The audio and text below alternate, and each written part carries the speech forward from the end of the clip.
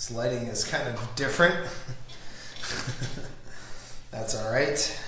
So, filming episode 3 of the podcast.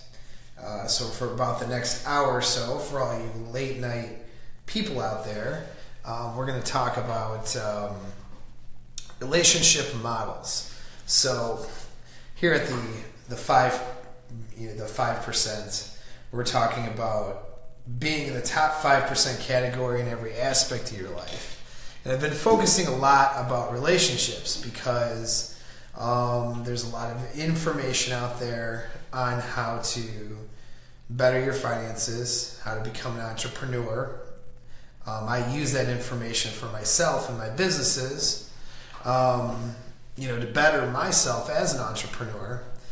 But that information is pretty well done out there, and we'll talk about that stuff too, because like anything else, you have good information that's out there, but you have to vet through a lot of BS, kind of, you know what I mean, to get to the good stuff. And so these are things we will talk about on the channel.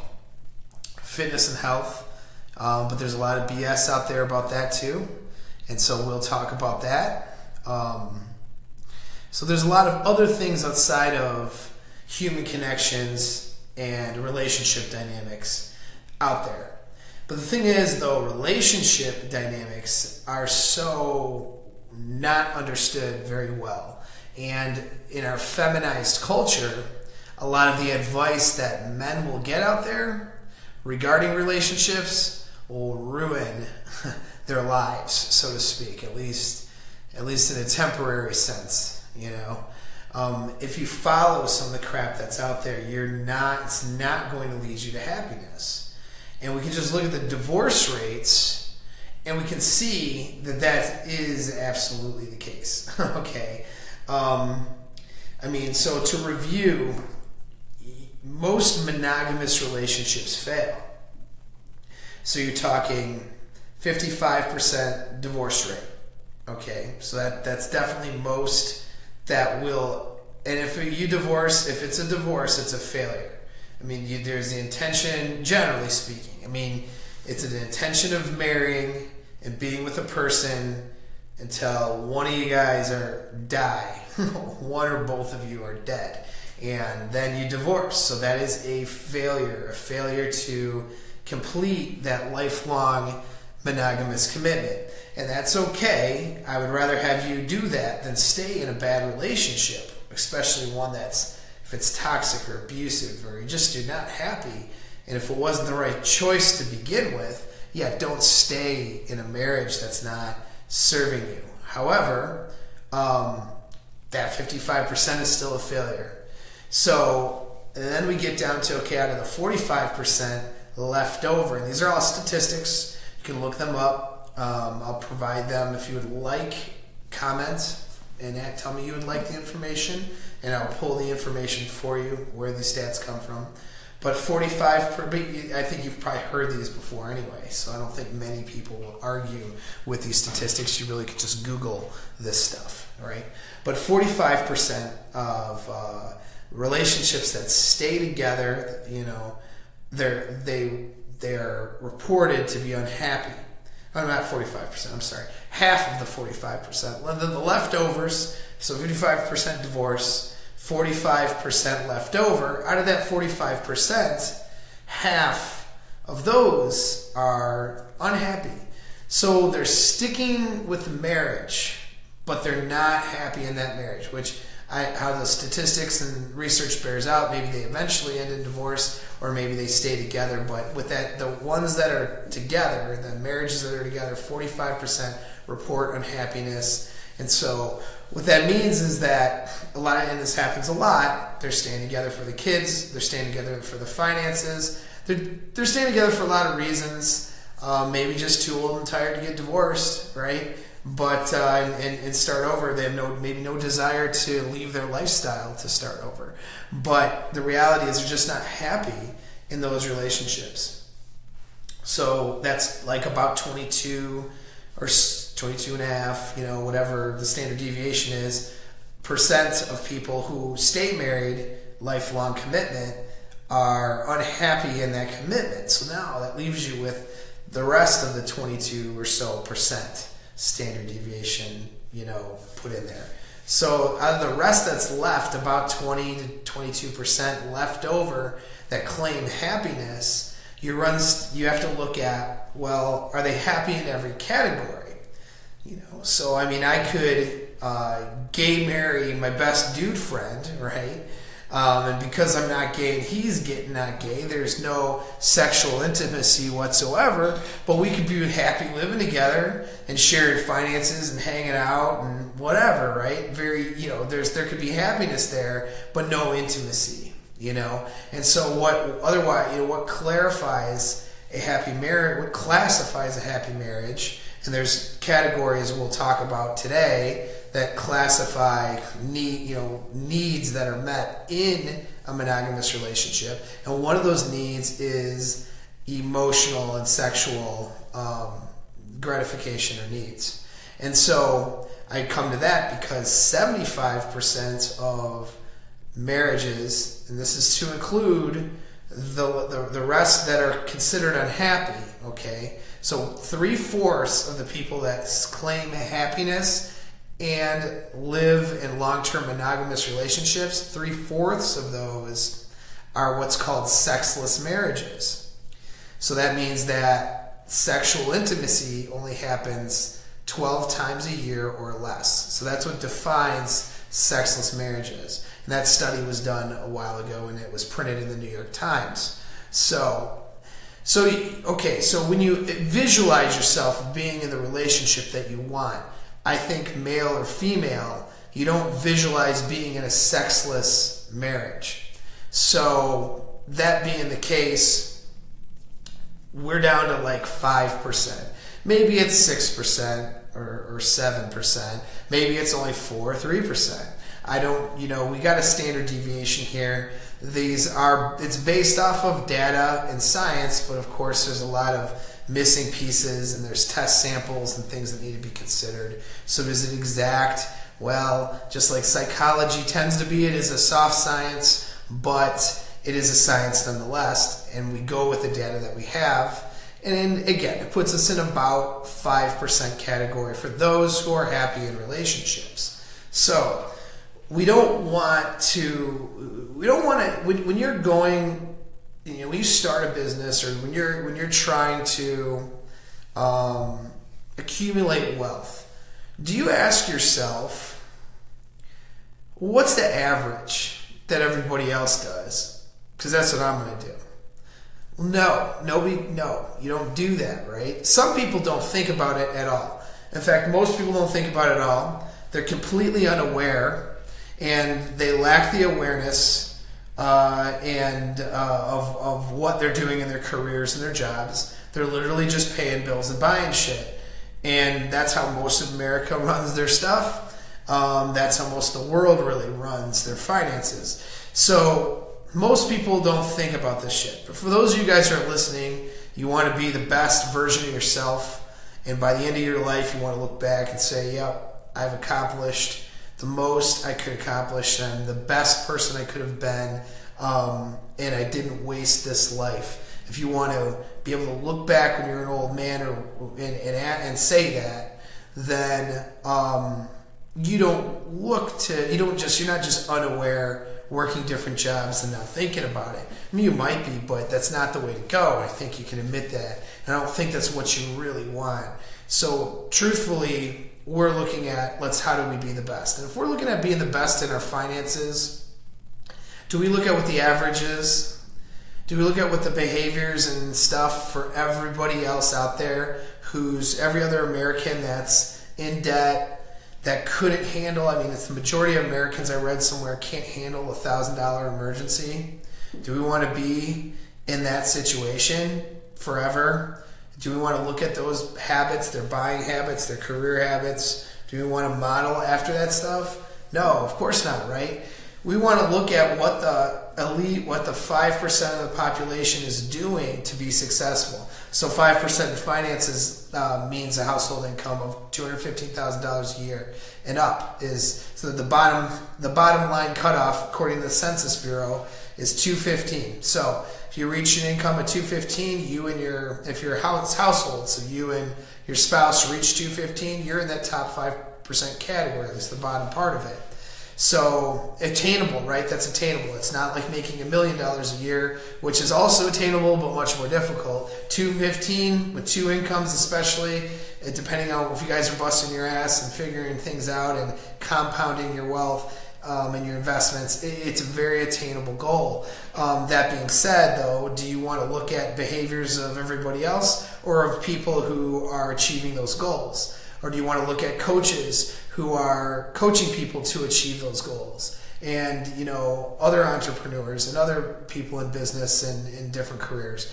So you see what I'm saying? You want to look at what that 5% is doing. So in relationships, let's apply that. It's funny, like we know that when we're looking at fitness, do we want to get fitness advice from the fat guy or girl that, fails at his or hers New Year's resolution every year, which is like your average American? Or do we look towards a fitness person, someone who's fit, who's seen and demonstrated success, and do we want that advice, right? And so similarly with relationships, we want to look at data and behaviors. We have to get out of a paradigm.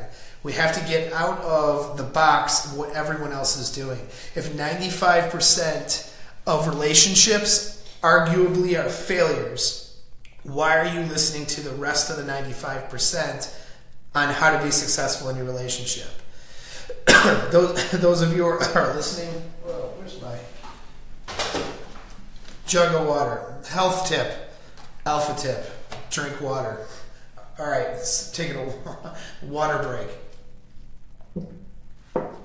So, for those of you who are listening who've had a really bad breakup, or let's say divorce, how many of you were getting cold feet before getting married and then had people telling you had all, like, friends, family, parents, whoever, people who failed in their relationships just give you advice that was terrible?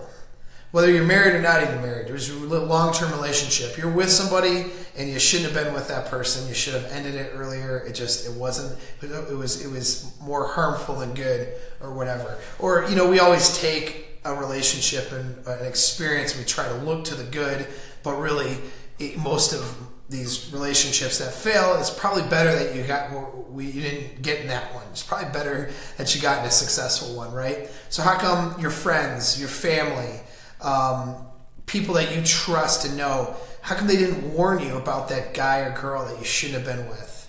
How come they didn't tell you, that that's not a good relationship, man? Like, you really need to do something different. Well, they didn't tell you because they don't know shit. That's why. They don't fucking know, right? If they knew, they care about you. If they knew, they would tell you. Now, some stuff is obvious, like, if you're getting, slapped around, or, if she's throwing your shit out the window and breaking stuff every week and the cops are getting called, yeah, okay, that's, people should be telling you that's a bad relationship and to get out of it. But for general lukewarm unhappiness that most people get to in their relationships, the general stuff, they don't know shit. That's why. Look at their relationships and how many of them have broken up, or they go through periods of unhappiness, or they're together, they're happy, but you look at it, like, there's a lot of happy people who are happy in their relationships, and I look at their relationship and I go, that's good for them, but I would never fucking want that, because they're not in that 5% category. That's why. And so the psychological community, the relationship business that's out there in these communities, they look at the 95% and they give you advice based on what everybody is doing, and what everyone is doing is a failure. And that's why we're in this, really, a relationship crisis, if you want to call it that. I would call it a crisis, because monogamous relationships and marriages are better for raising children and overall societal structure. I'm not saying it's for everybody. Some people don't want that, and that's okay. I support you and still listen to the channel because it'll still be able to help you achieve your goals. And if your goal is not monogamy, that's fine. But from a societal standpoint, monogamy has been a backbone for the family structure, and it has allowed us to thrive as a societies and species and so forth.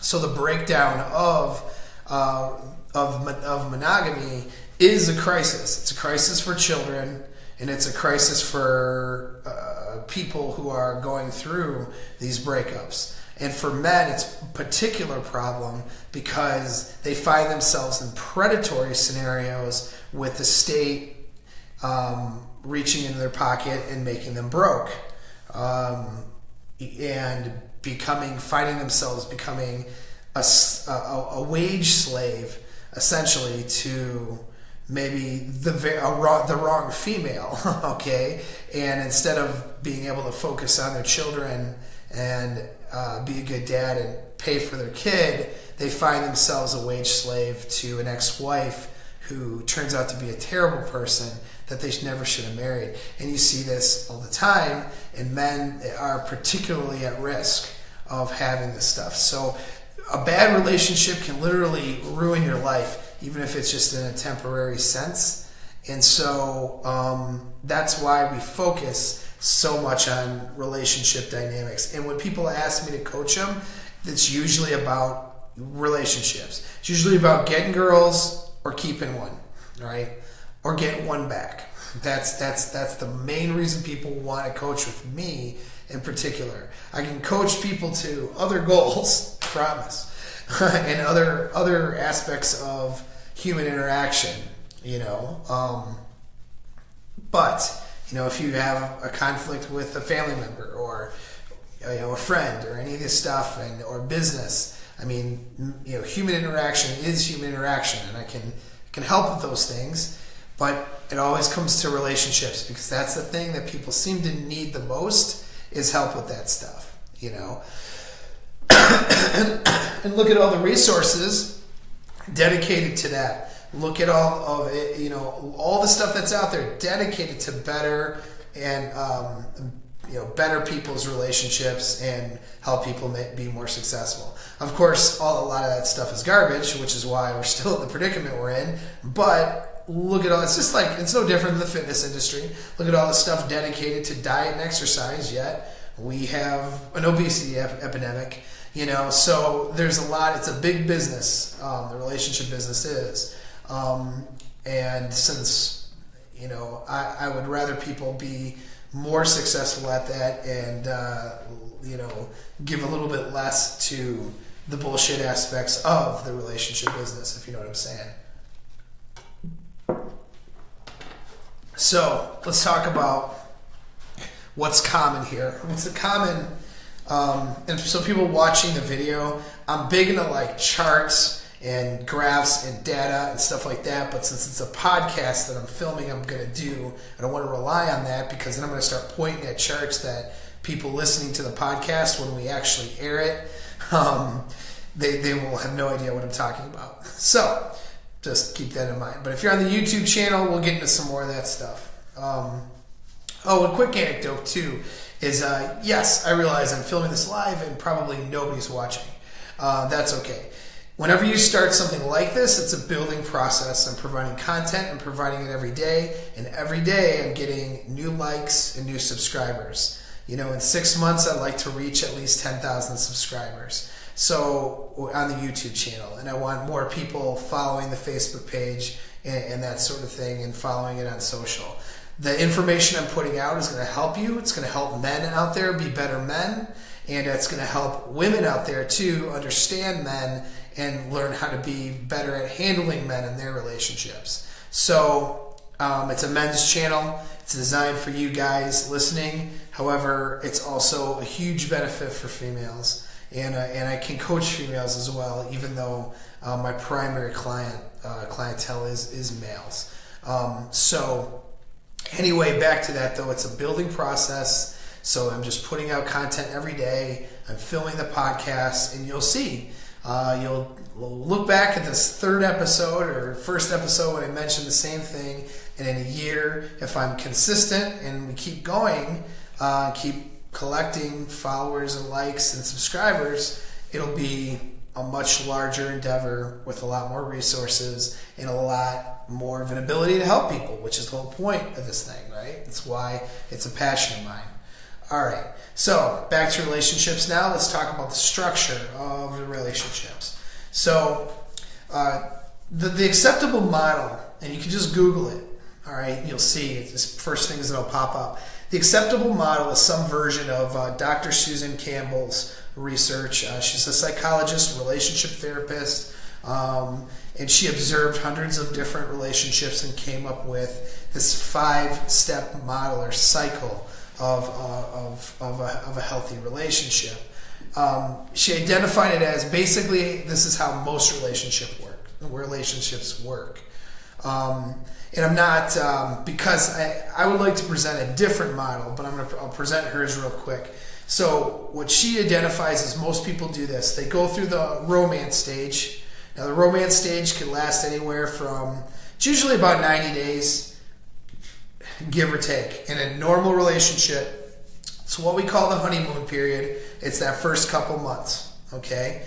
That's when oxytocin and your dopamine and all that stuff is high, and all the happy chemicals. You're getting a drug hit in that first few months. The newness of the relationship. Usually sex is off the charts, sexual activity is high, you guys can't get enough of each other, and you can't see any flaws amongst one another either. Sorry, I'm looking out my window because got people coming through here in my office late at night. I'm in my office. Why are you coming in here? It's a real estate office, though. Real estate agents work late. So anyways, back on topic. Hopefully I won't be disturbed. But anyway, yeah, during that honeymoon phase, though, that's what everybody knows. It's called the romance stage. And that's when the courtship is high, the newness is there, the excitement is there. And what is filled during that stage, you're not usually in a commitment yet. And there's a lot of competition anxiety, meaning that somebody could steal this person from you, and that creates an attraction level, right in the beginning. And then some level of exclusivity usually happens during the stage, and you're deciding to not want to be with anybody else. And then the next phase, according to Dr. Campbell, is what's called the power struggle. Okay. So the power struggle is next, or the challenge phase it's been called. I call it the challenge phase a lot. That's when that honeymoon phase wears off, all the happy chemicals start wearing off, and you start to see the person for who they really are. If they're not narcissistic or sociopath, and they're not intentionally trying to hide stuff, that's exactly what will happen. And you'll see them for who they really are, and you're not going to like everything that you see. So you'll start seeing the flaws, you'll start seeing things you didn't see before, and this is when conflicts, arguments, a lot of different things start happening. You start trying to change her, or seeing characteristics and hoping she'll change. There's a lot of good you'll see, but there's a lot of bad you'll see too. And so now it's when you're really starting to overcome problems, and you start to see what they're made of. Because if there's no problem at all, and no conflict or no crisis, everybody's on their best behavior. In a crisis, that's when you get to see what people are really made of, what their values are, what they're really like. So during this phase now, you start questioning, this is the average relationship now, not the one I'm going to present to you, but you start questioning every aspect of all your decisions, and start doubting and concerning, yourself with what's going on if you made the right choice. Sexually, usually the activity goes down. Competition anxiety usually goes down because you're in a commitment, and this person will feel and seem less attractive to you during the stage because a lot of that excitement has worn off. And every flaw that you see and you don't address, every argument you have with no resolution, all that stuff creates a wedge. A small wedge, a big wedge, wedges of various different sizes between the bond that you and this person have. So, from there, most relationships, according to Dr. Campbell and other experts, break up during the power struggle or challenge phase. Right? And that makes sense. So, they just don't get through it. And that phase can last, for a couple of years. I mean, that phase can last for a few months to a few years. There's not a real time limit on that phase. Usually during this phase too, although people are committed, they're also the biological reality is that both the male and the female are keeping certain options open. Depending on their level of integrity and loyalty will depend on whether or not they cheat on their partner during this phase. But even if they don't cheat, most people do so here. So most people during the challenge phase particularly, they're not getting the sexual gratification from their other half, so old habits start stepping in. Those old habits could be, looking at porn and getting sexual gratification that way. For dudes tend to look a lot, so they'll look at, chicks out in public, waitresses, chick at work, whatever, you know what I mean? So guys start keeping their eyes open and scanning their environment. Women start calling up those old friends, okay? Not necessarily to cheat, but they keep around. If they didn't keep them around anyway during the honeymoon phase, they keep around male orbiters during this phase particularly, where it's just those male friends that they're going to end up fucking if the shit don't work out between you and her. All right. So this is what tends to happen also. So they're not burning their bridges. They're not closing doors. Both he and she, they're keeping shit open. All right. And now we move into, so we get past though this challenge phase and they decide, we really want to be together. And it just feels solid. It emotionally moves into more solid because you overcome more challenges than you don't overcome. Then you move into like a stability phase. Now, stability phase is where you're happy and secure in this commitment. Also can mean a lack of passion, however, right? So that honeymoon phase, and this is most typical relationships, never really comes back. It can kind of renew for certain things if your couples are smart enough to do it. Like when you go on that vacation, you take that trip, you do that special thing, some of that spark renews. But the spark will tend to level off at some point and then stay at that point or even come down a little bit lower. Most men stop courting their significant others. Most females start crawling into their masculine and making more decisions, and they stop letting their men be men. There's a lot of things that happen during the stability phase.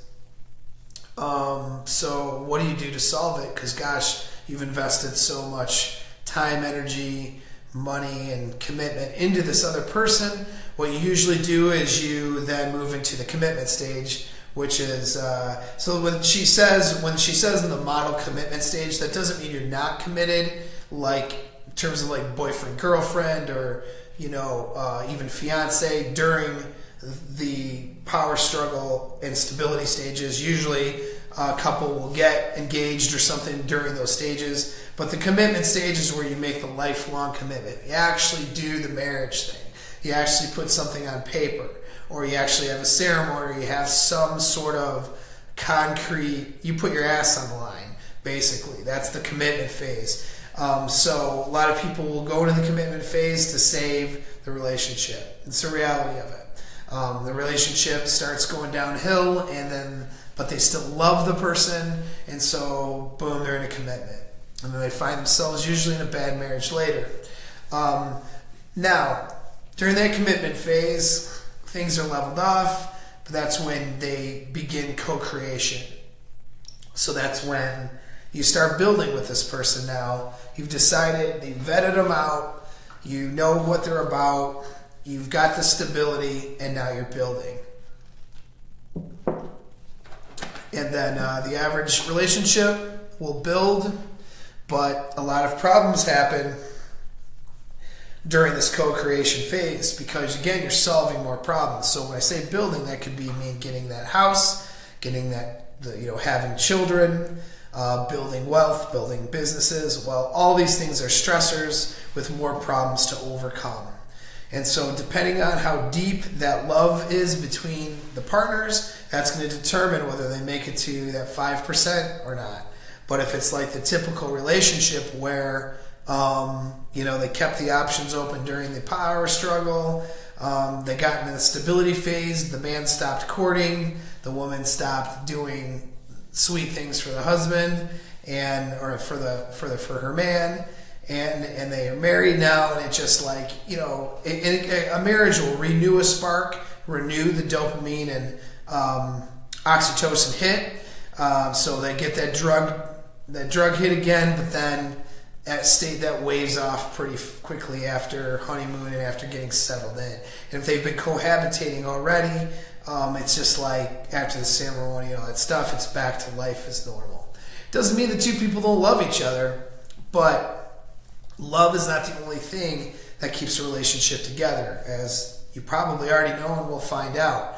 So, you can love your best friend. You can love someone platonically, but that doesn't mean that you want to be in a passionate relationship with them. Shoot, knocking stuff over. Anyway, so that's the typical model. It sounds very depressing because that's what 95% of people do, and those 95% of people, by the time they get to the commitment phase, they're so damaged from the power struggle and the stability phase. Passion's not there. Passion is there because they get married and that renews it, but then it falls off very quickly, and they find themselves in a situation that they're not happy with later on, and that can drag on because obligation after obligation, and women are very good at trapping men into obligations. And if men are not decision makers, and if men don't stand up for themselves and they're sort of beta, they find themselves trapped into obligations, and then it's harder and harder to get out. And 5, 10, 15 years later, you're having midlife crises, you're having divorces, you're having, figuring out custody battles with children, and it's a big fucking mess. And that's 55%. Or they're sticking with it, and they're not happy, which is, half of that 45% that stay together, or they're happy, but man, the testosterone for that male, they might as well have, they might as well need supplementation or whatever, because there's just no sex happening, and they're just okay with that, you just kind of level off into this very menial existence, this very, chilled out, which is okay to be chilled, but very, can't think of a word for it, average, but just a almost depressing. It's depressing to talk about, here late at night. So what can we do? That's the model. That's a typical model, and that's successful relationships. So when people make it to the end, most people are still following that model, but the reason why they got to the end was a lot of times because, which is happy and monogamous, at least happy and monogamous. We won't say the 5%, but we'll say the 20% that claim happiness and are still in monogamous relationships. They get there 10, 15, 20, 50 years later. Usually they've gone through these stages, and they just were able to overcome more obstacles in each stage to make it. That's what is the difference between most of these things. However, I would like to propose a new model, a different model for relationships, because we need one. And from having read and observed and looked into human biology, psychology, evolutionary biology, how humans are hardwired, how relationships tend to go, and male and female interaction, looking at these things, sexual polarity, dynamics involved there, we just need a different model. I think if the model is different and we pursue things in a different way, we'll end up we greaten our chances of being in that 5% category, having that passionate, loving relationship that's monogamous, that you're happy with, and that's lifelong. I think we can have that, but we need to change the way that we're approaching relationships to begin with, or else we leave it up to chance. And we're leaving it up to chance because we're not doing enough in the beginning. So during that honeymoon phase, we get emotionally invested in her when our blinders are on. Okay?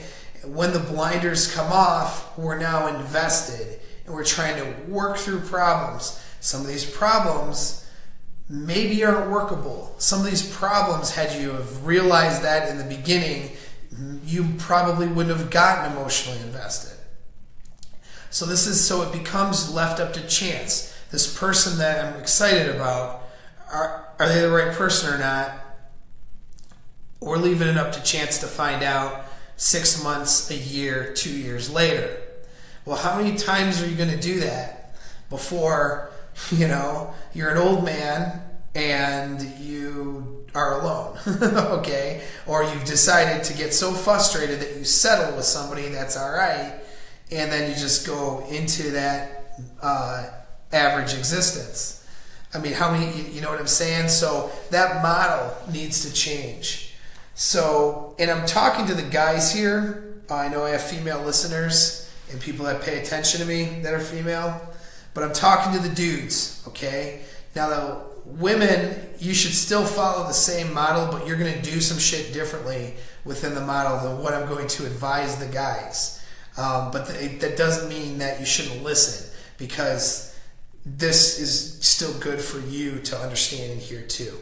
But as males, this is what you need to do to protect yourself. And this is what, when I say protect yourself, I mean protect yourself from wasting your most valuable resource, which is your time and your energy, on somebody who doesn't deserve it. Okay? And so you do this by, and protect yourself from trying to build a relationship with the wrong person.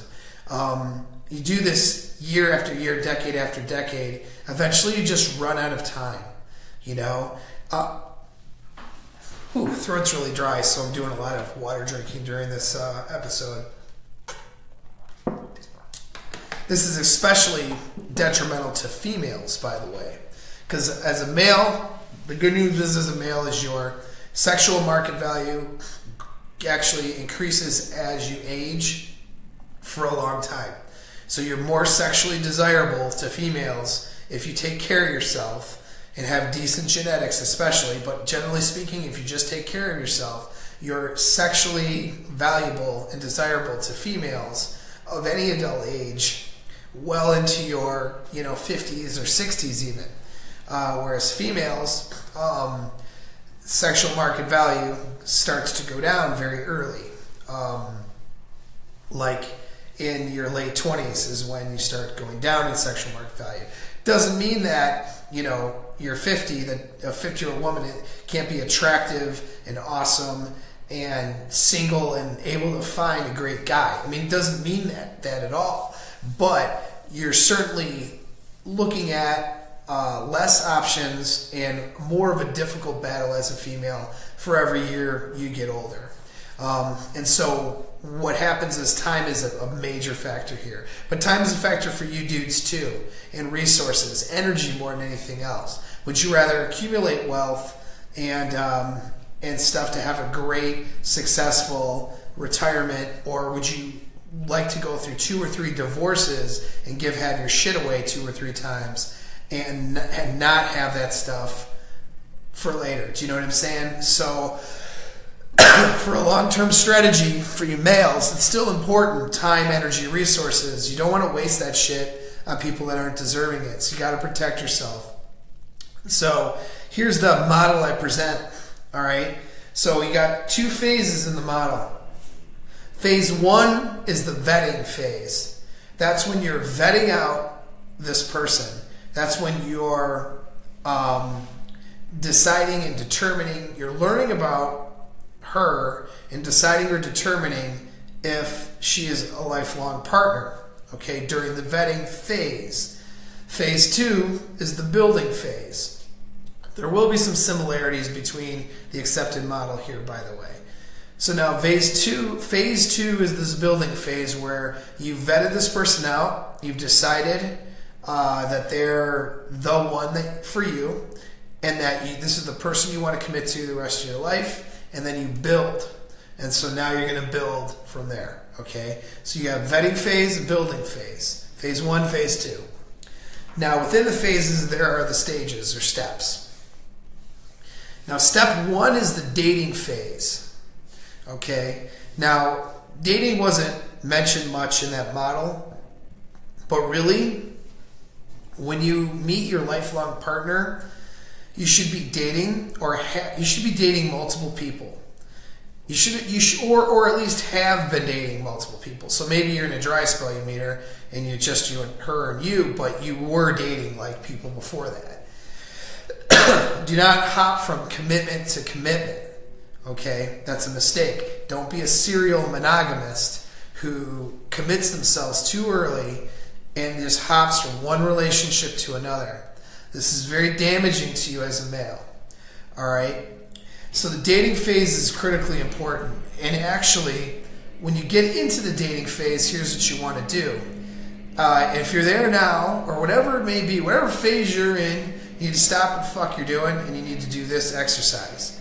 So, and this has been written in different places, actually, in a book by a guy named Corey Wayne wrote a book, and he talked about, I'd give him the credit on the podcast. I don't want to, if something really good that somebody does, I will give them the credit, not just steal the shit. So, he had this exercise or recommended it, but it's been recommended. I think Darren Hardy had a version of this exercise that he recommended as well. He wrote the book called The Compounding Effect. I want to say Think and Grow Rich back in the 20s had this exercise maybe too. I'll have to look back into that. So it's a very common exercise that's been suggested in the self-development community. So when you start the dating phase, you want to write down all of the qualities of your perfect woman, as if you're going to mail order yourself. It's like you're going to Amazon Prime and you're about to order and UPS yourself the perfect chick. That's what you want to do. Everything down to what her skin tone is like, her eye color, superficial shit, how she dresses, height, all the physical shit. And physical shit's really important for a guy, so write this shit down, okay? And then, of course, all the values, the things that are important. Loyalty, integrity. Does she like animals? Does she like kids? Whatever's important to you, you write it down, no matter how insignificant you think it is. Try to get a picture in your head of the person's mannerisms, what they look like, how they act, how they treat you. How they treat you is really important. How they treat other people, how they get along with your family, like all this shit. Like you want to be as detailed as you can, get a very clear picture. And from getting this clear picture, you want to look at some of the details and say, well, is that something I'm willing to compromise on? Because some things you can compromise on. Like, for me, for example, and it's not always high value shit. Like, nobody should compromise on integrity, with your partner. That shouldn't be something that anybody compromises on. Although, of course, we've all been guilty of doing that, compromising on integrity with other people, accepting dishonest behavior in our relationships. I don't think there's a single person out there who's dated more than a few people that hasn't accepted that to some degree. But that doesn't mean you should accept it, right? And so some things are going to be very clear non-negotiables, but some things aren't that clear, okay? So for example,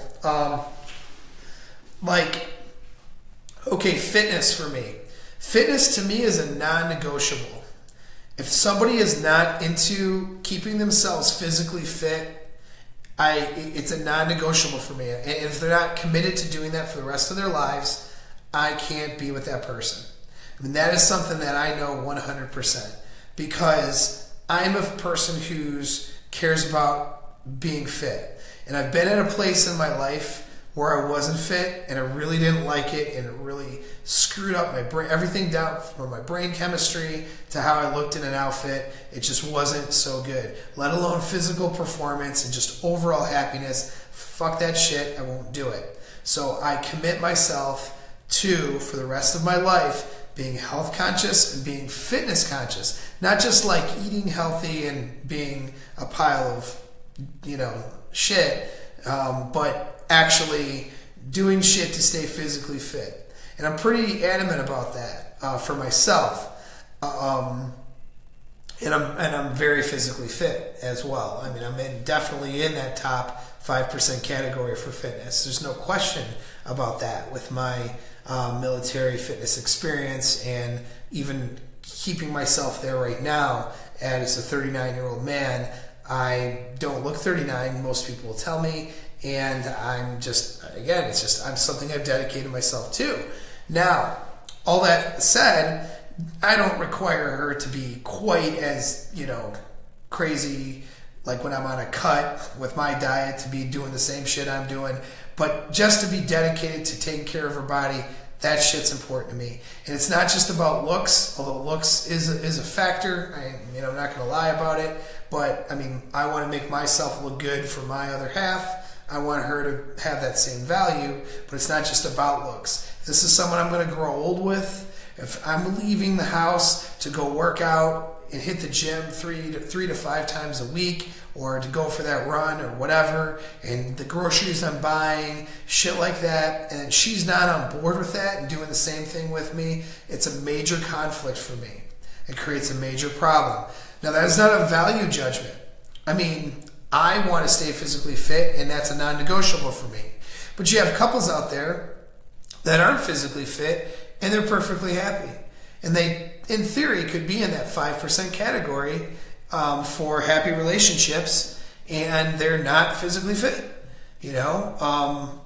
That's okay, right? That's a value. Maybe they just, or maybe they kind of, they watch what they do. They're not obese and they're relatively healthy, but they're not going to the gym. They're not taking up fitness endeavors or setting goals with that stuff. They just, go for walks every day, and they, eat healthy or whatever, like a Mediterranean style diet or something like that, and they're okay. And they're happy, and they're in the 5% category. God bless them. That's great, okay? Not for me, all right? I want somebody who who prioritizes physical performance and, their appearance and all that stuff. That's a thing I need. That's something I want. I don't judge other people for wanting less than that for themselves, and I don't expect anybody to judge me for having that as a value. So that's what I mean about writing this list out, is that there's shit in there that's not that obvious. All right, that's an important one. But for example, like hair color isn't important to me, right? So I really don't care what, and actually skin color isn't either. Like, I really don't give a shit what someone's hair color, skin color is like. As long as they're physically appealing to me. So my list wouldn't be I'd have a preference, but I wouldn't really be that discriminate about that. You know what I mean? It wouldn't be a deal breaker. It'd be fine. But some people, though, have to have a brunette or have to have a blonde. Hey, no judgment, man. That's your list, right? All right, there's somebody out there. There's 7 billion people out there. 3.5 of them are women. There's more than one person out there for you. Okay, so make your list, and then once you make that list, it gets into your reticular activating system, That's a part of the brain. Look it up, okay? It's a part of the functioning of the brain.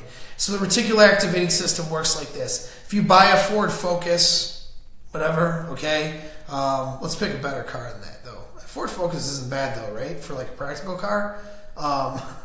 Let's say you buy a Dodge Challenger, all right? I've been looking to get a Dodge Challenger at some point, you know. I don't know if I'll take that leap or go more classic than that. But looking to buy a Dodge Challenger, what I start noticing, Dodge Challengers all over the road, okay? Because it's in my reticular activating system, I'm thinking about Dodge Challengers, I'm seeing Dodge Challengers everywhere. This is the whole point of doing affirmations, is that you put your intentions into your reticular activating system so you're physically, mentally aware of these opportunities that could happen for you with your intentions. Well, if you're dating and you're out there and you're trying to find your perfect person to be with the rest of your life, if you have that list and you understand it and you've looked at it, those intentions will be in your reticular activating system. When you go on that date, you'll be thinking about those things that you want, those qualities, and you'll be vetting this person right away. Now, what most people do, what's different? Well, I guess I'll move. We'll move a little bit into the different phases here. But so you're going to gradually move from dating to a commitment, okay?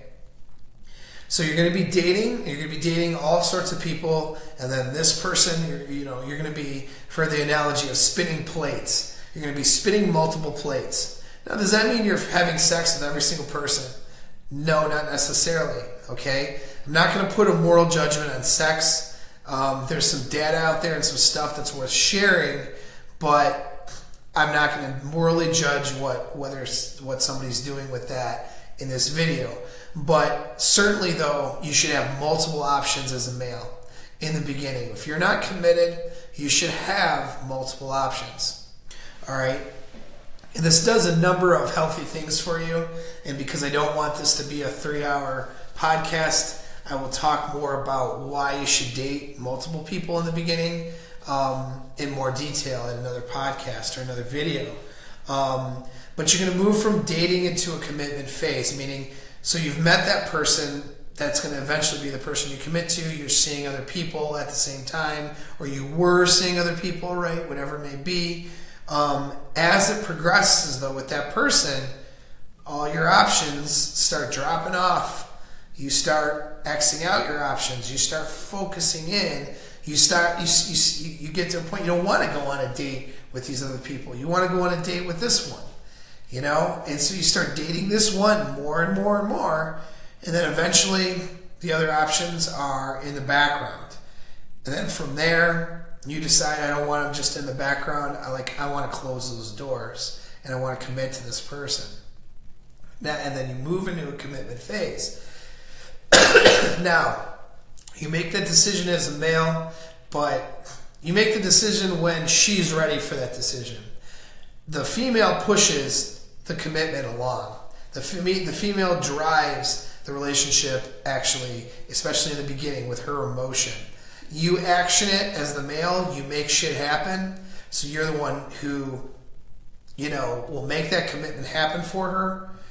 You're the one who's going to get on one knee, right, and ask for her hand in marriage at some point. But she's the one who's driving it, because a woman's emotions are what's going to determine whether it's ready for the next level or not. That is her job. You both have jobs, okay? Her job is to drive the commitment, not you. You're really going to fuck yourself if you're like, man, she's the hottest chick I've ever gone on a date with. I'm going to try to isolate her and put her in commitment jail with me so she can't fuck other dudes. Like, that's needy, insecure, and weak, and if she's not ready for that shit, you know what I'm saying? It's not going to go well for you. You start pushing a woman into a commitment, it's not going to work. But she has full permission to push your ass into a commitment, though. It's kind of her job, actually, from a polarity standpoint. So, here's the thing, the difference. Here's what you're going to not have. You're not going to have a honeymoon phase in the classic sense. The dopamine, the oxytocin, the happy chemicals will all be there for you, creating those same feelings of a honeymoon phase, okay? But the difference is you're not going to act like a drug addict with that shit because you're a strong-ass male.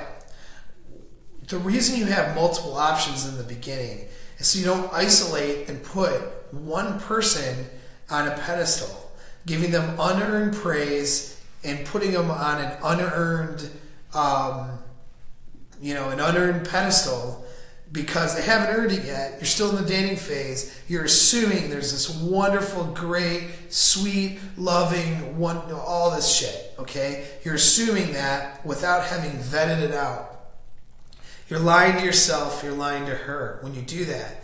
But everyone does that, except for you, except for me and 5% or less or whatever, but except for the top of the top who want to have healthy relationships. Everybody else, though, does that shit. They put their partner on this tier where they don't belong there, and they do it because she's fucking pretty. That's why you're doing it. You're doing it because she's hot. That's really, let's face it, and because she likes you or whatever, and she hits certain triggers, okay? But this is what dudes do, and it's a fucking mistake. And they tend to commit themselves and focus their energy very quickly. You guys don't want to actually make the hard commitment and say, I'm exclusive, like you fear the actual putting the label on it, the verbalization. But in all reality, though, you're Xing out your other options. You want permission to look at the ass of the chick in the fucking bar. You want permission to flirt with that girl at work or at school or whatever. You want permission to do all those things so you don't feel trapped. But the reality is, you're after this one girl. You've committed yourself in your head. You've put her on a pedestal. This is the mistake that many men make. And they find themselves in a commitment early. And what females will do is they'll capitalize on that tendency and they'll trap you into obligations and they'll corner you into commitments early. Even if she's a sinister person with low values and she's going to go out and fuck other dudes, she'll corner you into the commitment. Not good, okay? So stay in that dating phase for a while. Have your list and have your options. And again, this does a number of things for you. It creates competition anxiety too, meaning that she knows that you're not committed to her. She knows that if you're not out with her, there's in all likelihood you're going to be out with somebody else. Now, you don't, of course, want to throw any of that stuff in her face. That's rude and disrespectful, and it's going to make her attraction level go down. And if you're that disrespectful to her in the beginning of a courtship, she's not going to want anything to do with you. But she knows. She doesn't need you to illustrate it. She knows that if she's not going out with you Friday or Saturday, very good chance you're going out with another female on Friday or Saturday. You haven't committed. There's no commitment yet. And so that creates competition anxiety, which creates actually more attraction. So you're not doing it as a strategy, though, to create more attraction, but that's a benefit or a result. For you as a male, that's what happens. What you're really trying to do, though, is you're trying to learn about this person without having such a heavy emotional investment. She needs to earn your emotional investment, earn your time, earn your energy, as do you from her, okay? And you do that by learning about each other and figuring out how compatible you are moving forward in the process of dating. Now, during this dating phase, that shit should be fun. I'm at an hour right now, and I'm just going to keep fucking going. During the dating phase, this shit should be fun. All your job is to create an awesome date, hang out with her, have a good time, learn about her. Okay, that's what your job is to learn everything about her. If you decide that she's worthy of it, you need to be getting her into the bedroom. All right, as a male, that's your job. You want to create an emotional bond, an emotional connection, and the best and most quickest and best and deepest way of doing that is sex. And so that is where you need to take this as a man. again, you're in pursuit. This is not and I don't care what the fuck society says. This is your goddamn job as a man, okay? Now, feminized society is going to tell you to be the nice fucking guy and not to fuck her until, you know, I don't know, some I don't know, rainbows fucking occur, and I don't know, you know, it's like somehow you're a bad person if you're trying to fuck her. Like, that's bullshit. Okay, it's bullshit. That's exactly what you should be doing as a male. If you're not fucking moving it towards the bedroom during the dating to the commitment phase, then you're fucking wrong. Now, I'm taking aside religious convictions here. So some people are part of a religious community where they don't have sex before marriage. That's a decision that you're making. Understand, though, that decision is not... That's okay that you make the decision, and I respect it. That decision, though, does not fit with human biology. All right? Now, maybe it fits with your spirituality, and it fits with your goals, and you certainly can be a part of that 5%, and there's some value for waiting until a marriage. Like, I get all that stuff. Judeo-Christian value of waiting, there is value there. However, just understand from an evolutionary biological perspective, from our human needs perspective, that's not fitting with that. We're meant to fuck each other. Like, really, we are. And so that doesn't mean, though, fuck everybody, okay? Because you compromise your ability to have a healthy monogamous relationship if you're out. And this is his data on this one too. Especially if you're a female, you compromise your ability to have a healthy relationship if you're out fucking a bunch of people. The more sexual partners you have as a female, and particularly, well, as a male too, but particularly as a female, the more sexual partners you have, the more you compromise your ability to pair bond for life. That is a well-researched topic. That being said, though, that's still your fucking job as a dude, okay? That's your job as a male. So you're going to move from the dating phase into a commitment phase. And during this time, as, again, talking to dudes, but women do this all the time, and guys are fucking stupid and they don't do this. You need to be vetting your partner, okay?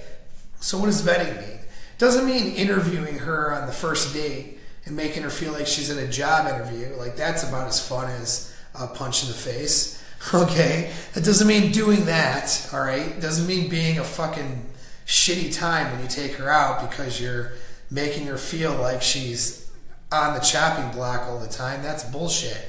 It just means paying attention, you know? So you should be paying, instead of putting her on a pedestal and putting her at a high value that she hasn't earned yet because you don't know enough about her, during this dating phase and courting phase, you need to be asking a lot of questions. You need to be learning about her. And this is where what a lot of people will miss. Guys get so enamored with this female that ooh, a girl likes me and she's pretty and she'll have sex with me. They get so fucking focused on that they are afraid to ask tough questions. They're afraid to talk about values. They're afraid to have deep discussions during this honeymoon phase. It's almost like, you know, they're afraid that they're going to ruin the shit by having these discussions. Well, I'm telling you that's a mistake. And then the other thing that you guys will do is you'll wear a heavy mask. So you always want to present the best version of yourself when you're dating, but you guys will put on, you guys will literally try to mold yourself to somebody different. I've watched guys change their taste in music, for example, because the girl likes this kind of fucking music, so he's going to change his taste in music to match hers. That's bullshit, man. You're being somebody different. Because what will happen is a guy will desire this person so much that they'll start being like a different person, and they'll start hiding all of their flaws. Don't do that. You need to take your mask off and be who you are. And if you have flaws and shit, own it. Okay? We're not perfect. And we should be improving ourselves year after year. That's the goal. but own your shit, you know? You make mistakes, I don't care. Tell people, especially someone you're dating, don't be afraid to tell it. Of course, you want to present yourself, again, in the most positive light, but you don't want to necessarily conceal shit about yourself and put on this different air. You want to be as unapologetically you as possible. So what this does is it kind of removes this this honeymoon phase a little bit. It lessens the blow from the traditional model where honeymoon phase moves into this power struggle phase. It lessens the blow, because the reason why the honeymoon phase moves into a power struggle is because you guys put on a mask, you act like somebody different, and then once you're comfortable with her and the oxytocin and dopamine wears off, the newness of the relationship wears off, you start acting like yourself. Okay? And it's like traumatic for her. You'll hear females talk like, he used to be like this. He's so much different now. No. This is who he really is. He was acting like a different person before because he wanted to get you. And he wasn't trying to be dishonest, but the end result is that he was dishonest. And females do it too. So as a guy,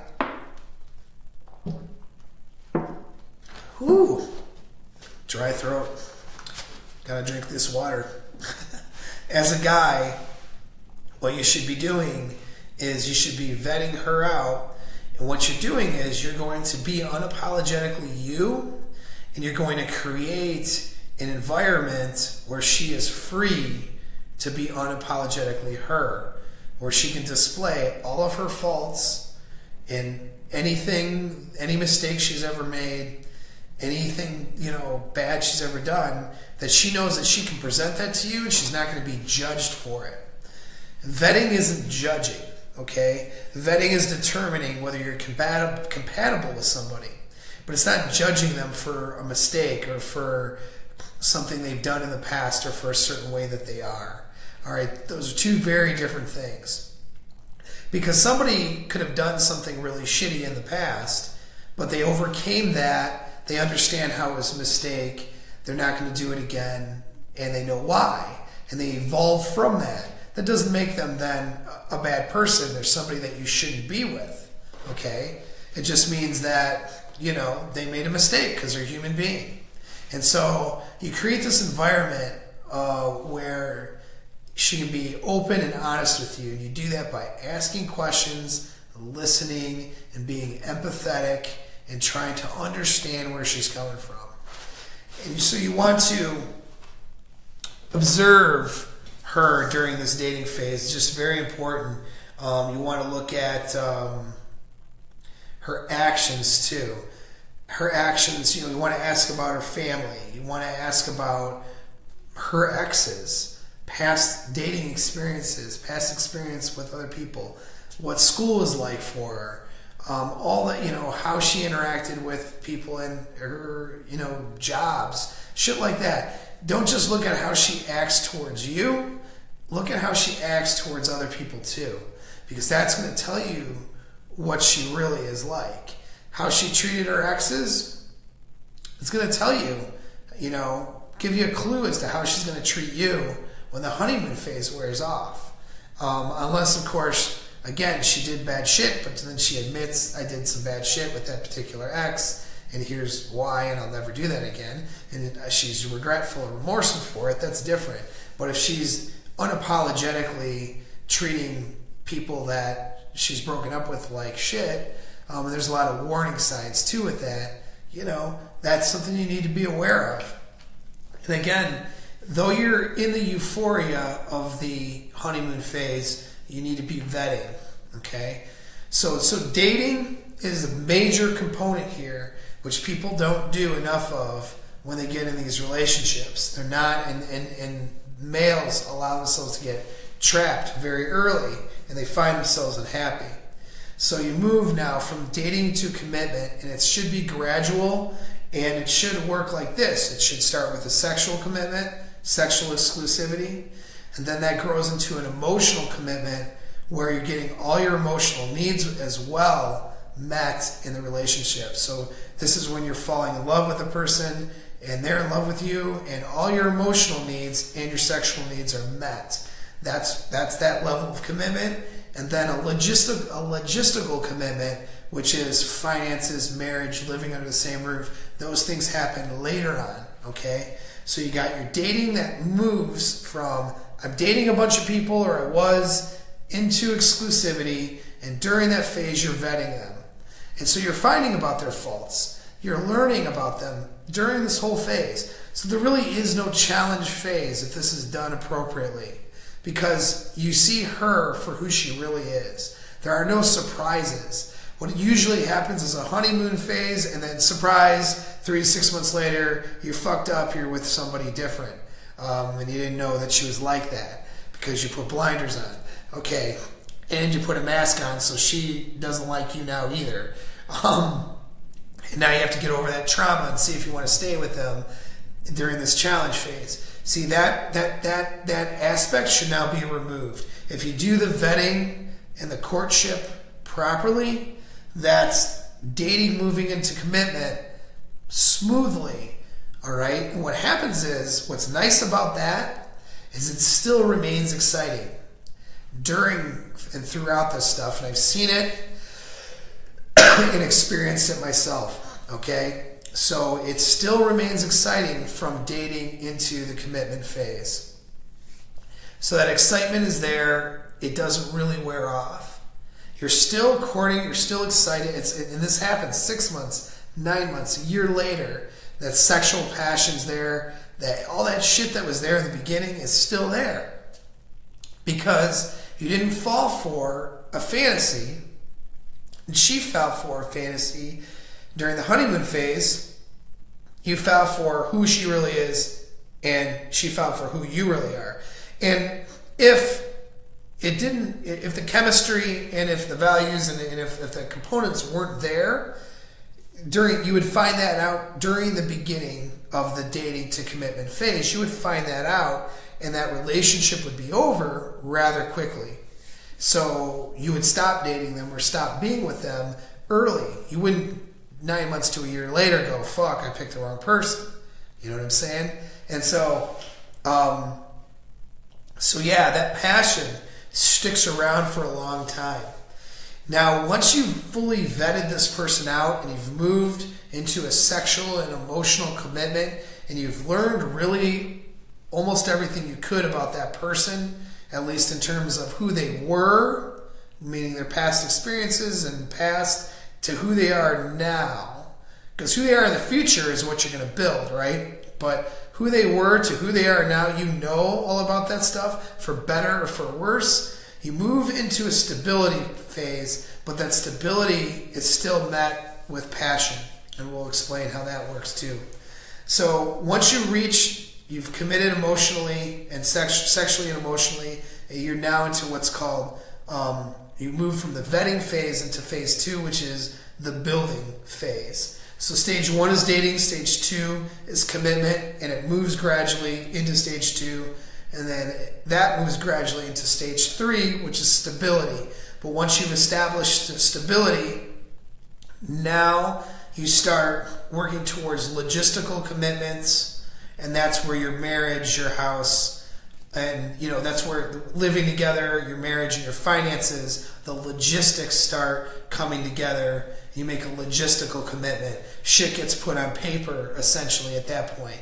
You're fully confident that you know the person in and out, and they're the person that you really want to be with and build with for the rest of your life. And then you continue to build. And so from the logistical commitment, you move into stage 5, which is co-creation, and that's where you're building together now. So now you have this passionate relationship. You fully vetted out this person. You know everything about this person, and it stays passionate because now you're building shit together. You're building careers together. You're supporting each other through trials and tribulations. You're, having children if the children's in the cards for you. You're getting a house. You're setting goals for yourselves, and you're accomplishing goals together. That's what building is about. Okay? So you continue to do that, and you continue to court her and do all that good shit, and guess what? That'll last for the rest of your life. So that is a different model than what is traditionally taught. So again, I'll go over it. It's 5 stages, 2 phases. Phase 1 is vetting. Phase 2 is building. Stage 1, which is during the vetting phase, is the dating stage where you're dating lots of people, but then you start gradually moving it into that one person that you want to be with. So you gradually move into stage 2, which is the commitment phase. During that's all, I'm sorry, I keep saying phase and stage, but dating and then commitment is stage. So stage 1 and stage 2 is a part of the vetting phase where you're learning about her and kicking her ass to the curb if she's not the right one. Okay? That's what that means. All right? But you're learning about her. You're genuinely trying to learn everything you can during those 2 stages, during the vetting phase. Sexual commitment, emotional commitment happens, and that's all part of stage 2. Stage 3 is when you've learned everything you could possibly learn about who she is and who she was. Now, you don't know the future yet, though, so she's going to evolve and change, and you're going to do that with her. But you know everything you could probably know up to that point, at least enough anyway. So you've made the choice that she's it. Now you're stable. There's a stability stage there where you're comfortable in knowing that this is the one, right? Then you move into the logistical commitment, which is stage 4, and then from there you move into co-creation and building together, stage 5. So stability, logistical commitment, co-creation, that's all part of the building phase. So that's the model, okay? Let's see. There's a lot more to talk about, actually, and I've gone well over an hour, so this podcast is just going to be a little bit longer. And because this is not my primary career choice, believe it or not, I actually have to wake up in the morning and be productive in my entrepreneurial endeavors. So I'm going to end up cutting this short, even though there's more to talk about. So maybe we'll pick it up in podcast number 4. But let's address a couple things. Let's address the issue of one-itis, okay? So one-itis. That's this, kind of comes from a Judeo-Christian thing, I think. But it's this idea of there's one person out there for everybody, or that there's one person that's out there that you're meant to be with. And it's presented as if it's a predestined thing. Like higher power said, you and you're supposed to be together. And it's almost like it's out of your control. Well, there's really no evidence to say that's a true thing, and it's a lot of bullshit, to be honest. I would say it's a lot of bullshit. There's actually nothing biblical to support that either. To be real, I mean, biblically they support monogamy. Monogamy is supported biblically, as well as polygamy if you go into Old Testament. But New Testament, I mean, again, I'm not taking a religious angle at all with this channel, but that's kind of where it comes from. Christianity introduced the one man, one woman marriage, at least in that culture, and that's, there's quotes from Jesus about the marriage and monogamy, and things that are written about later on, letters to the apostles and so forth, that support that stuff, right? I mean, so Christianity supports the idea of monogamy, as do some other religions. However, and culturally we support monogamy, but the idea of it being just this one person and predestined, it's a bullshit idea, and it causes a lot of pain and damage, okay? So I want you to be aware of this and not to get caught up in it. Here's what I mean about that. I'm not saying that you can't have that one life partner, but I'm saying the idea that one person's out there and you gotta fucking find them, and then magic happens once you find them, is kind of a bullshit thing, okay?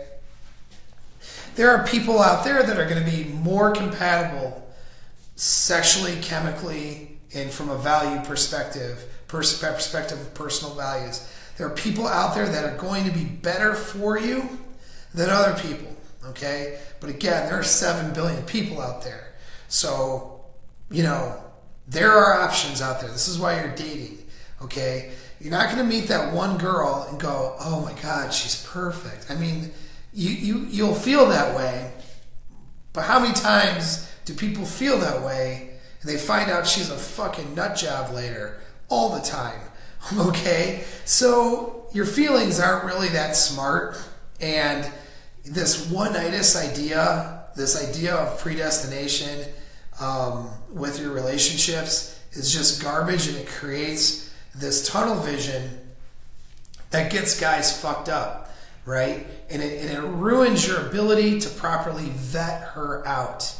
You should be vetting her and objectively looking at who she is so you can love her for who she is, not some illusion. And if you feel all the happy chemicals because the chemistry is really good and the sex is bomb, all right, and then you're like, oh fuck, she's the one. Okay, you've just literally been dick napped. Okay, not kidnapped, but you've been dick napped, and so you can't be objective at that point, and you can't properly vet, and it's because you have this idea of the one. And if she's not it, I'm fucked. I'll never find anybody else, and it creates this anxiety, and it creates a lot of problems. You got to get rid of that one-itis. Here's how she could be the one, okay? She could be the one because you guys are highly compatible to begin with. And dude, this dry throat thing's killing me. So, highly compatible to begin with. And then from that compatibility, you properly vet her, and she seems perfect for you. Sure, there could be other people out there that would be just as perfect, but she is that way for you, and you want to continue to pursue it. And then you build with her. During that building phase, actually during all the phases, but particularly during the building phase, is when you really bond with that person and become one unit. Now she's the one. She's the one 10 years later, after you've put time, energy, and emotional energy and physical energy into that relationship. Now she's the one because you built it together. Not this bullshit where she's the fucking one because she's really fucking hot and you like her and you want to bang her. Not that, okay? Not because you're infatuated with her. She becomes the one because, and you become the one for her because you guys build that shit together. That's how she becomes the one. So the one can happen because you build it. And surely 10, 20, 30 years later, something happens, someone dies in the relationship. Let's say there's an accident or old age and someone dies. Yeah, at that point, you'll never find another her. You'll never have another relationship like that. That's your one relationship. That's your one relationship, though, because you built it with her over time. That's not your one relationship because magically things happen. See, that takes, you got to get that out of your head, because what that does is it removes personal responsibility, it removes moral agency, and it gets you tunnel vision on some girl who might not be the right person for you. That's what happens. You have personal responsibility to better yourself in that relationship. You have a personal responsibility to learn about her and make sure you're making the right choice. You don't get to remove that responsibility because, you think that she's the one. You know what I'm saying? That's not how it works. All right? So get that one-itis, get rid of the one-itis. It's going to fuck you up. All right? The other thing, too, is last thing I'll mention, and then we're going to close this episode. But competition anxiety creates attraction. All right? Statistically, women stop having sex with dudes, dudes stop having sex with women. I mean, statistically, 75% of marriages are sexless because it moves into that over time. The reason it moves into that over time is because the passion goes away. One of the things that create passion is competition anxiety. Okay, so competition anxiety in the beginning of a relationship is where she perceives you as desirable because you could go someplace else. You're just dating or you're early in a commitment. You're not so invested that, you wouldn't kick her to the curb and go with that next best thing. So, believe it or not, and this has been well studied and researched, competition anxiety creates that sexual attraction. And again, it's not you doing it intentionally and being a dick and throwing things up in her face, because that has the opposite effect. But just the mere fact that she has to bring her A game to the table to get you and keep you in the beginning creates that attraction. It's that draw. And for you, it does the same thing too. Knowing that if you don't bring your A game and court her properly, she's going to go away. That is what causes you to be so attracted to her. It's like that thing you don't have yet, or you don't fully have her yet. So what are you? It's like the thing you don't have, so you want it more, and so their attraction or draw is there. But what happens in the traditional model is once the romance or honeymoon stage wears off, it's a fight to get that competition anxiety. The competition anxiety goes away, and then so you get comfortable basically. To remove, to look past all the terms for this stuff, it's just a comfort. And that comfort breeds a lack of sexual attraction. She's no longer that into you, and you're no longer that into her because you're too comfortable. So what you want to do is you want to realize this. You as the man need to realize this, and then you need to bring the shit to your relationship. Okay? Competition anxiety, all right, security is what I mean to say. Security is an illusion, all right? I mean, security is a human need, and it's a major need for females in a relationship. However, it's an illusion in the sense that you could always lose her, and she could always lose you. And maybe it's not to another person, because you both have integrity and have made the commitment, but maybe it's because one of you dies in an accident tomorrow. You know what I'm saying? Like, the loss is a real thing, and it can happen. And worse than somebody cheating on you or going with somebody else after you've invested years into a relationship, worse than that is to have them check out while you're in the relationship. For me as a guy, my worst thing that I would think that the thing that keeps the competition anxiety alive for me is this. I don't want my woman to ever feel like she's trapped in a relationship with me. Like she made the commitment and that she's just not that excited about me. And she would really rather do other options, but she made the commitment to me. Fuck that shit. Okay? Hell no. I'm not having that. I won't deal with that. That's not what I will not allow it. And so you, as the dude, should not allow that shit either. Okay? You need to make sure that she is happy and excited to be with you all the time. If she doesn't want to rip your clothes off every fucking day, you're doing it wrong. Okay? What does that mean? That means you never get complacent. You're always courting her. Alright? You're always making shit exciting. We'll talk more about attraction things too to allow for that attraction to continue. But you're always building. You're building emotional bonds every day with her. Every day. Because every day she's evolving to be somebody different. So are you. Okay? I mean, you are who you are at your core, but we evolve and we improve and we get better and we change every day. And so every day you're building an emotional bond with that new person that she becomes every time she wakes up. Dominance. You're being a male. Okay? You're being a dude who makes decisions and who isn't a fucking Nancy boy. Right? You're going to be dominant in your relationship. You're going to create that security for her. You'll make those decisions. But you'll also create variety, which is variety is not variety of partners, but a variety of experiences. So if you are just chilling in your job and you're not pursuing anything and you're just coasting in life and you're not setting goals for yourself, well, you're kind of wrong there. it's going to be really hard to create that, to continue that attraction. Competition anxiety falls in line with variety. Variety creates sexual draw. So, in other words, I mean, you can use the raw sex as an example. If you did it the same position, the same way, every single time, same amount of time, same ending, every single time for years, you've lost variety now. At that point, very quickly, that sex becomes very dull, correct? Well, it's no different than anything when it comes to attraction.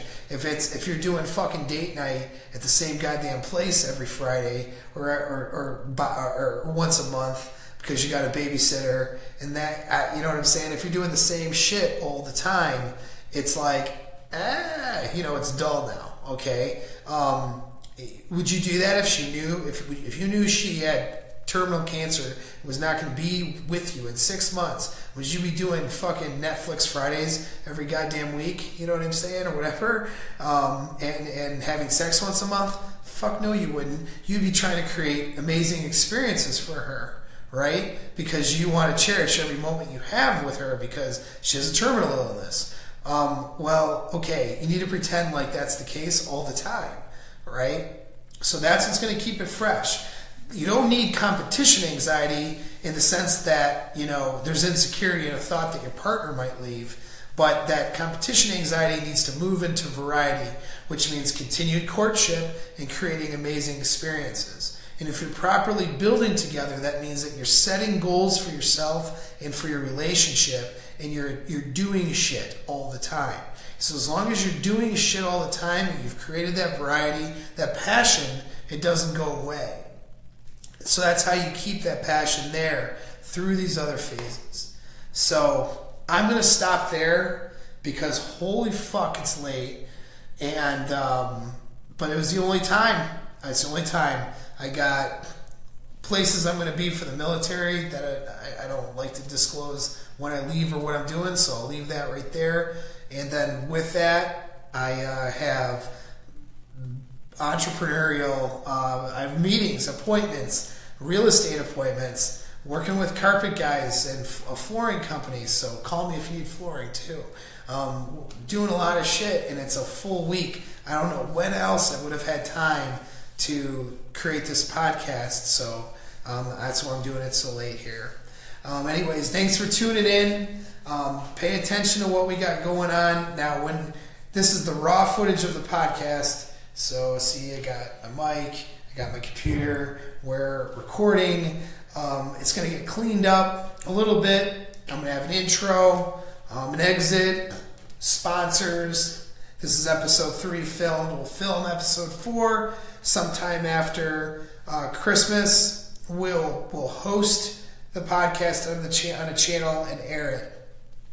In the meantime, I got the YouTube channel, I got the Facebook business page, I got the business page for real estate, but I got this one for what we're doing here with the podcast. A lot of good messages to send out, a lot of shit that's going to change people's lives. I didn't I didn't coach probably hundreds of soldiers and men at this point on these issues, and I didn't read hundreds of books on the topic for nothing. And so, not to mention my own experiences and other things. So, got a lot of valuable information that we can package and get out there for both men and women to help you guys square this part of your lives away. And so you can be, not just the relationships, but other aspects too. And so, a lot of good stuff out there. That's what the coaching is for too. So obviously I'm offering individual and group coaching. The biggest bang is that I really wanted to take off. I got one group right now, but I really like it to take off into multiple groups, is the group coaching. The group coaching is excellent. Because again, I don't fucking know everything, right? But I can facilitate a group, and even in individual coaching, there's a lot I do know. But just to remind you guys who don't understand, coaching is different than therapy, okay? It's different than, I'm not treating mental illness. I'm not prescribing meds or none of that stuff, right? There's a different purpose for that. Coaching is kind of like being your corner man when I used to fight, So you're going to go in a boxing match, you get your face punched during a round. You go to your corner, and your corner man says, "Hey, you got to do this, that, and the other. Get back out there. We've trained this. When he does this, you got to slip this way. Do this." He's giving you that feedback. A coach is on the outside looking in, and he's giving you actionable steps so you can improve your life. All right. So in relationships, dating, courting, rekindling things with your spouse, whatever it may be, getting an ex back, getting out of a relationship. Just coached 2 people on getting out of a relationship that was toxic for them. And then, of course, that includes, other personal relationships not having to do with, male-female relationships. Having a better relationship with your kid, clients, dealing with difficult people in the workplace. All this stuff are things that you can be coached through. You probably have 80% of the answers anyway. Okay, so it's not about having all the answers. Shit, you can Google, and as long as you have a brain in your head, you can probably vet out good things and bad things about the answers for stuff, right?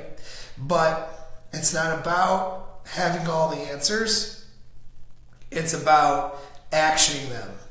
We all know how to be millionaires right now. We all know how, but we don't have the action steps to get there. That's the problem. We all know certain things that we should do, but we don't do them. That's the problem. And so a coach like myself is going to help you action things so you get to what you want. We're going to change habits, change behaviors. Changing your habits and behaviors is the key to success in any of this stuff. All right? And so that's what a coach is doing for you. He's helping you with that stuff. And that's what I do. So you got my contact numbers. It's everywhere. Just call it. Leave a message. Shoot a text. I say send an email. I get a lot of emails though.